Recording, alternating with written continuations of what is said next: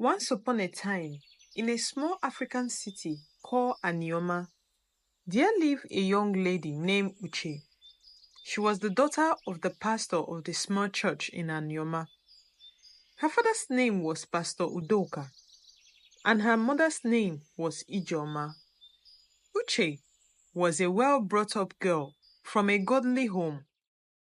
Pastor Udoka preached about purity. He had married his wife as a virgin and desired for his daughter Uche to keep her virginity until marriage. From a young age, Uche was taught the importance of living a chaste life and keeping herself for her future husband as a respectable lady should. After completing her secondary school education at the community college, Uche went as an apprentice with the popular tailor in Anioma to learn tailoring skills. This was to keep Uche busy and engaged while waiting for her to gain admission into the university. At the tailor shop, Uche met a young lady about her age named Amaka. The two girls instantly became friends. After work each day, they would walk home together, chatting as they trekked along the busy road, before bidding each other good night at the junction leading to their respective houses. Unlike Uche, Amaka did not live with her parents. Instead, she lived in a small house that had belonged to her late maternal grandmother. A few weeks after Uche started her tailoring training, one of her mother's friends named Madame Grace paid Uche's mother a visit one evening to warn her about Uche's new friend Amaka. According to Mama Grace, Amaka was the daughter of a powerful witch doctor named Dimba. Rumors circulated that Dimba had used his dark powers to kill his wife, Amaka's mother, which was the reason Amaka left her father's house to live alone after her mother's death. Mama Grace advised her to warn Uche to cut all ties of friendship with Amaka, the daughter of the evil witch doctor. When Uche returned home that day, her mother sat her down and told her everything Mama Grace had said about Amaka and the need for Uche to end their relationship immediately. However, for the first time in her life, Uche stood up to her mother and refused. No, Mama, I don't care what you say about Amaka's father. Amaka is a good girl, and Amaka is my friend. Nothing you say can make me end our relationship, Uche declared. Uche continued her close friendship with Amaka. The two quickly became best friends, sharing secrets and everything as one of the good and well-behaved girls in that small community. The young prince named Cheta took an interest in Uche and came to ask for her hand in marriage. Uche's parents were delighted at such an honor and gladly gave their blessings for their union. Amaka also had a boyfriend named Azubike, who had promised to marry her, as she would visit him during the weekends and spend the entire time with him. One afternoon, Amaka paid an unexpected visit at Azubike's house and was shocked to find him in bed with another girl. Over the years, Amaka had heard stories of Azubike's terrible reputation with being unfaithful to women and sleeping with anything under skirt. But she had never believed the rumors until this very moment, when she saw the truth with her own eyes. In a burst of anger, Amaka threw the engagement ring he had given to her few weeks earlier down on the floor. She told him that it was over between them and stormed out of the house, utterly heartbroken. Amaka went back to the tailor shop in tears, crying uncontrollably from the painful heartbreak. Uche did her best to console her friend, but Amaka only cried harder. On their way back home, Amaka narrated everything that had happened to Uche in more details. Uche felt genuinely pity for Amaka, having to go through such an awful betrayal. She tried her best to cheer her friend up. Amaka, this is not the end of the world, Uche assured her. I am sure you will find a better man who will truly love and value you soon enough. Later that night, as Amaka sat on the bed in her small house, she began to remember all the good memories she had shared with Azubike and his promise to make her his wife one day.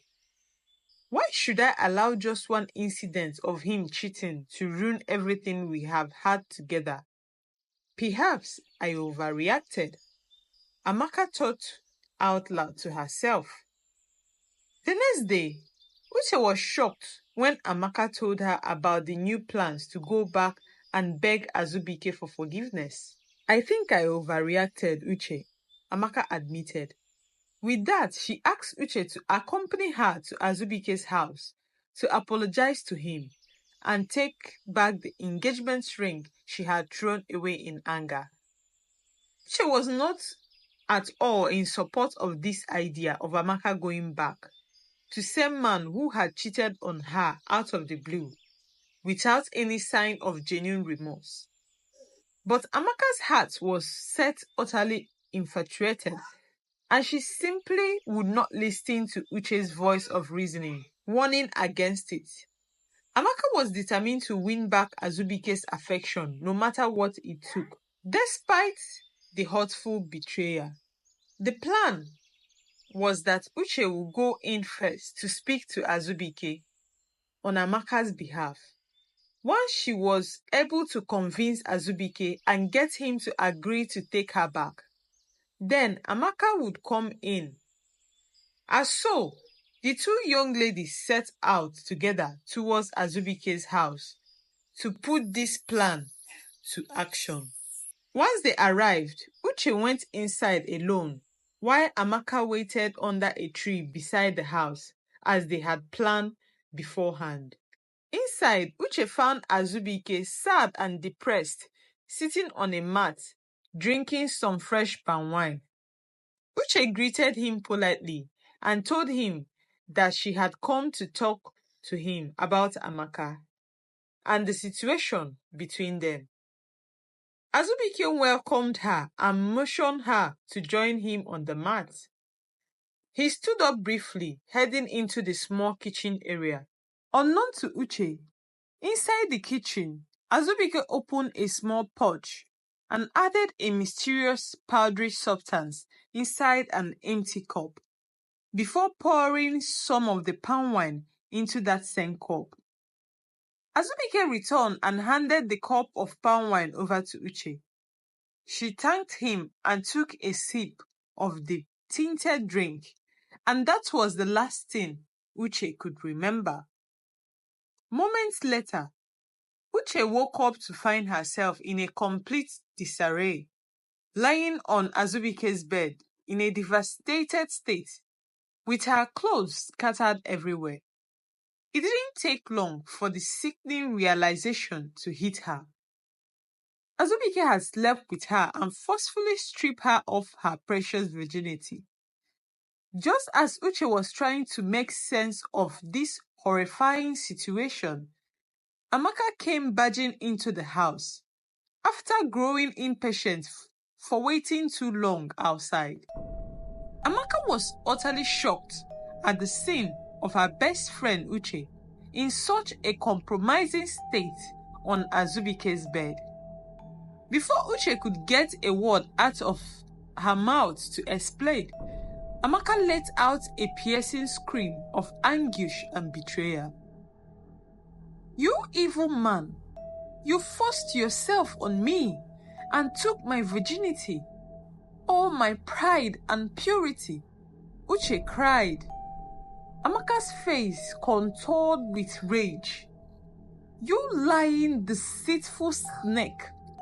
I knew you were flirty, but I never imagined you would stoop this low. Our friendship is over, you disgraceful lot."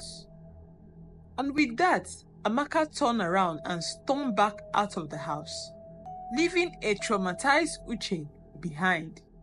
Despite the false assumption and misunderstanding, Uche could not find it within herself to go chasing after Amaka to try explaining what had already happened.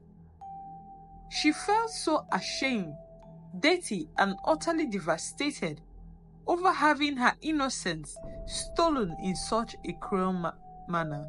In the days that followed, Uche became very different from her usual self. She always looked sad and withdrawn.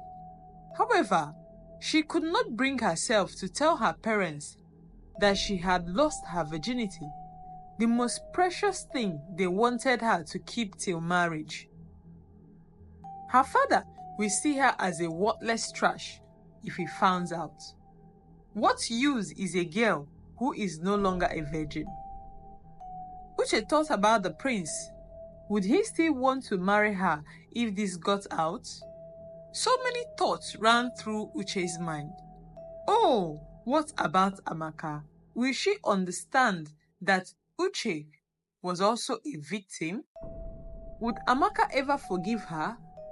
Uche cried as she thought about all this. The next day, Uche decided to visit Amaka to at least explain what really happened to her. But as soon as Amaka saw Uche coming towards her house, she quickly chased her away. "How dare you show your face here, you little harlot?" Amaka shouted as she chased Uche out of her house, not wanting to hear what Uche had come to say. After Uche left, Amaka continued thinking about the perfect way to deal with Uche. "I will visit my father, and you will become the harlot that you truly are," Amaka concluded. That evening, Dimba was seated in his shrine and was shocked to see his daughter Amaka standing at the door after so many years. In tears, Amaka told her father how the person she considered her best friend had betrayed her by taking away her future husband. "Father, I want you to make that harlot a public toilet for all the men in the village," Amaka said. Dimba laughed. "Truly, a lion cannot give birth to a goat. Amaka, you are truly your father's daughter. Now take this calabash and call her name into it 3 times, and your wish will be granted, my daughter. In 3 days, she will become even worse than a harlot, running after all the men in the village," Dimba declared as he assured his daughter. After trying in vain to beg Amaka for forgiveness, Uche decided she could not live in guilt forever. She must continue her life, whether a virgin or not. 3 days later, the prince paid a visit to Uche and her parents. He expressed his desire to take Uche to the palace to meet his parents and spend some time with them before the wedding. Uche's parents agreed. It was a brilliant idea. An excited Uche packed a few belongings and followed the prince to the palace to meet his parents, the king and the queen. After arriving at the palace, Prince Cheta introduced Uche to his parents, and they were delighted to meet her and impressed with her son's choice of wife. "Ah, the pastor's daughter," the king said excitedly. After dinner, they all said goodnight, and Uche was shown into a very beautiful room where she will be staying during her time at the palace. Towards midnight, it started raining. Uche woke up from her sleep and suddenly felt as if something had dropped on her body. She started having a strange itchy feeling. Uche could hear someone talking in her head. "You need to go to his room now and let him sleep with you," the voice said. And so Uche stood up, as if being controlled. She left her room and went into the prince's room. "I am cold," she said, shaking. The prince held her in a warm embrace, hoping it was to keep her warm. But then, Uche started moving her hands down his body. The prince was surprised at first, because he was told that Uche was a virgin, and he intended to keep it that way until their wedding night. "Are you sure you want to do this?" he asked. "Yes, my prince," she replied as he slept with her. However, she didn't end there, as she kept asking for more and more until the daybreak. The prince was exhausted and tired, but Uche was still ready to go on. "What manner of a lady is this?" the prince asked. The frustrated prince took Uche out of the palace without saying a word to the king and queen. He took her straight back to her father's house and told them that the wedding was off, and he left. When her parents asked Uche what went wrong at the palace, she lied to them that the prince was angry because she refused to allow him to touch her. "You have done well, my daughter. Do not compromise your purity for anyone, prince or not," Udoka said and hugged his daughter proudly. The next day, on her way to the tailor shop, the strange itchy feeling and the strange voice in her head started again. "Uche, you need a man now," it thundered in her head. Just then, she sighted someone coming from the other side of the road. It was Dike, a young man who had asked her out months ago, but she turned him down. He was surprised to see Uche. She was smiling at him, unlike the last time when she asked him to leave her alone. Before Dike knew what was happening, Uche had hugged him tightly. Dike quickly seized the opportunity, took her to a nearby bush, and slept with her. But Uche was not satisfied. She kept on demanding for more. But Dike ran for his dear life. And so, she continued moving from one man to another, begging them to sleep with her. But no one could satisfy her. Soon, rumors began spreading about a harlot that no man could satisfy. Word got to Udoka, but he refused to believe what they are saying about his daughter. "These are unbelievable lies. My daughter is a good girl," he would say. Uche knew she needed help, but who would she run to? Her parents would be heartbroken to find out about her activities with men. She just hoped that one day, that everything would stop. One fateful night, Uche woke up with the strange itchy again. She needed a man as soon as possible, but it was late in the night. The only man nearby was her father. The itch became so intense that Uche quietly slipped into her father's room with tears in her eyes, begging him to sleep with her. Udoka was dumbfounded. It was all true after all. "You foul spirit, in the name that is above every other name, I command you to come out of her." Udoka started praying. His wife woke up and joined him, and they all prayed till daybreak. By morning, Udoka called some of his trusted church members. They continued praying until the evil spirit that Amaka's father had sent to Uche's body left, and she was delivered to the glory of God. Months later, Uche got admitted into the university in the big city and left the small city for school, leaving all the awful experience behind. During her final year, Uche met a young man named Afam. They fell in love, and he soon asked for her hand in marriage. After graduation, Uche and Afam got married, and she moved to the big city to live with her husband. However, Uche and Afam constantly visit Anioma to see her parents. On one of their visits, Uche saw a mad young woman begging for alms on the road. When she stepped out to give her something, she instantly recognized her. It was Amaka.